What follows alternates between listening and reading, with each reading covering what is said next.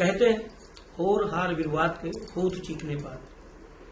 ये मैं इसलिए कह रहा हूं कि गांव की गलियों से शहर के सड़कों तक का सफर तय करने वाली अनन्या हमारे साथ हैं, जिन्होंने यूपी पीसीएस की परीक्षा में उत्तर प्रदेश में सेकंड पोजीशन पाई।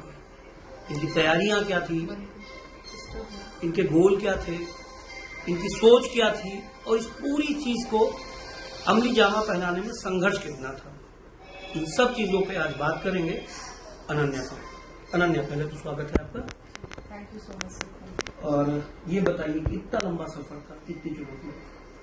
सर सफर तो 2020 से शुरू हुआ था और यूपीएससी की प्रिपरेशन मैंने रियली बिगिन की थी, बट सर क्योंकि उसमें मुझे सफलता नहीं मिली तो फिर मैंने 2024 में, सर इससे पहले मैंने यूपीपीसीएस के फॉर्म कई बार फिल किए थे पर कभी इस एग्जाम के प्री की ओर भी ध्यान नहीं दिया। हालांकि सिलेबस में बहुत डाइवर्जेंस नहीं है और दोनों की साथ साथ प्रिपरेशन हो सकती है। तो सर 2024 का ये जो अटेम्प्ट है सर मेरा फर्स्ट मीन्स था और फर्स्ट इंटरव्यू था यूपीपीसीएस में, और सर सेकेंड रैंक आ जाएगी ऐसा तो नहीं सोचा था, बस यही था कि कोई पोस्ट में भी मिल जाए तो कैसे सोचते हैं आप इस परीक्षा के बाद, अब यही आपका ठहराव है या फिर आगे और कदम आगे बढ़ाना है? सर अभी यूपीएससी के मुझे अटेम्प्ट्स मेरे बाकी हैं तो सर मैं यूपीएससी इसके बाद जरूर देना चाहूंगी, पर सर अगर उसमें सफलता नहीं भी मिलती है तो सर बहुत ही बड़ा प्लेटफॉर्म है और इसमें काम करने का अच्छा मौका है, तो मैं इसमें अपने कर्तव्य का निर्वहन सही से करना चाहूँगी। अच्छा, आप बता रही थी अभी कि यहाँ से कई किलोमीटर दूर गांव है, तो प्राइमरी एजुकेशन वहाँ की हुई होगी? नहीं सर जो एचएस पब्लिक स्कूल सिटी में है सर नर्सरी से यहीं पर मेरी प्रिपरेशन हुई है, यहीं पर पढ़ाई हुई है, पर मेरे फादर जो है सर उनका काफी स्ट्रगल रहा, डेली हमें छोड़ते थे फिर वापस जाकर अपनी दुकान खोलना फिर आना छुट्टी में लेना, तो सर उनका काफी स्ट्रगल रहा है और ग्रामीण परिवेश होता है तो आपको हर तरीके की सुख सुविधाएं नहीं होती, तो उसका भी एक स्ट्रगल है। तो तैयारियों को लेकर कहीं बाहर गए या लक्ष्मी नगर, दिल्ली या फिर इलाहाबाद, ऐसी कोई जगह या फिर सेल्फ स्टडी से ही सब कुछ? सर शुरू के 1-2 साल तो मैं दिल्ली में रही हूँ, पर सर मैंने कोई कोचिंग नहीं की कभी और सर सेल्फ स्टडी से ही मैंने प्रिपरेशन की। सर मेरे मामा जी जो हैं वो एएसपी हैं कानपुर देहात में, तो सर उनसे भी थोड़ा सा मुझे उनसे ही एक्चुअली काफी गाइडेंस मिला।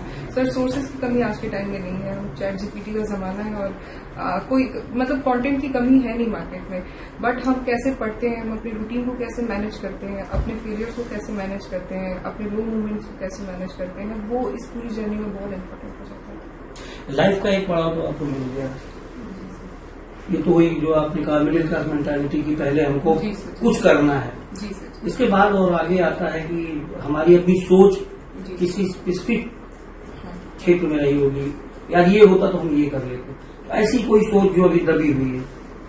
सर क्लाइमेट क्राइसिस एक इशू है जो बहुत ही मेरे दिल के करीब है और ऐसा नहीं है कि मैं यूपीपीसीएस के सिलेक्शन को एंड गोल की तरह देखती हूँ, और अगर कोई स्टूडेंट इस प्रिपरेशन में आता भी है रील्स देख करके या सुपरफिशियलिटी से प्रभावित होकर, तो आप इस जर्नी में आ जाते हैं तो आप सारे पॉजिटिव्स और नेगेटिव्स आप देखते हो, समझते हो ब्यूरोक्रेसी के, आप फिर कोई माइंड में रोजी पिक्चर नहीं रहती। तो सर मेरे लिए ये अभी की सिचुएशन में ये एक लॉन्चिंग पैड हो सकता है, बट 8-10 साल बाद में भी मैं कुछ और करना चाहूँ तो मैं वो भी कर सकती हूँ। मतलब मैं लाइफ में यूपीपीसीएस या यूपीएससी को एंड गोल की तरह नहीं देखती, जो कि इनिशियली मैं देखती थी, बट ये समय के साथ चेंज हुआ। अच्छा, जिस स्कूल की आप बात करें जहाँ से आपकी एजुकेशन है, वो माना जाता है कि लाइब्रेरी का थ्रू आउट अराउंड चीजें देता है, खेल के क्षेत्र में, पढ़ाई के क्षेत्र में और सारे सामाजिक कम्युनिकेशन में।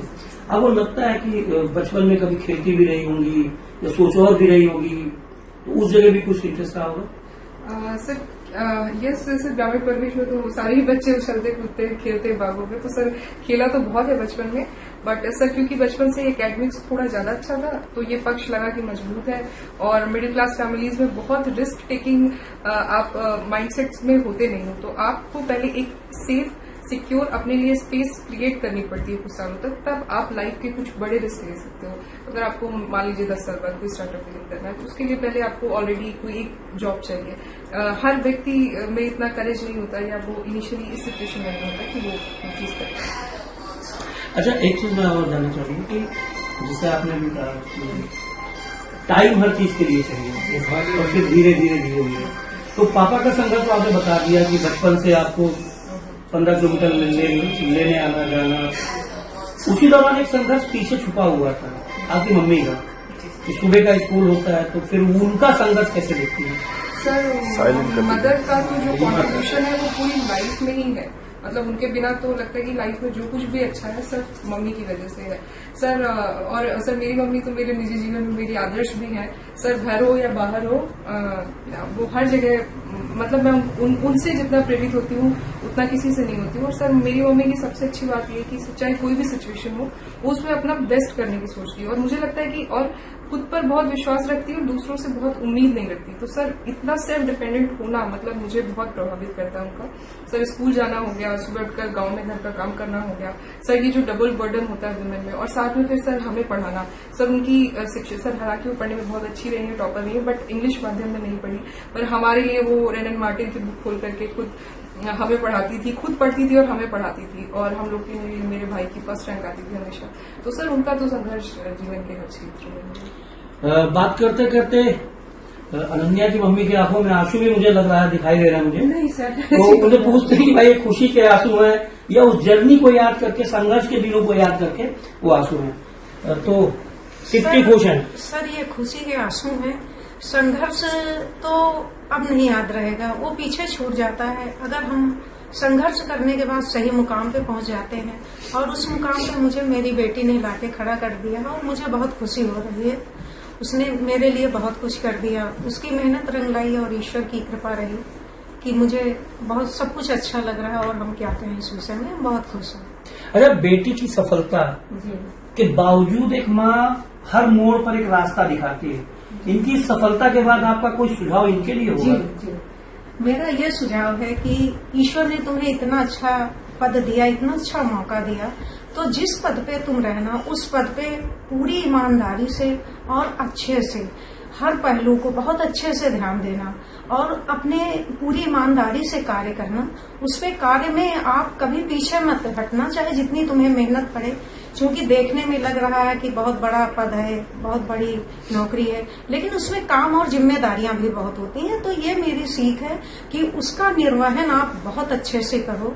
ये तो अभी आपको मिली है सफलता, आप इस पे रैंक पे हो, फिर तुम्हें पद मिलेगा, कार्य मिलेगा। तो कार्य जो है जिसके लिए आप नियुक्त किए जाते हो उसको पूरी ईमानदारी से और पारदर्शिता के साथ करो। ये मेरी अपनी दिल से सोच है और मेरा यही इनको कहना भी है।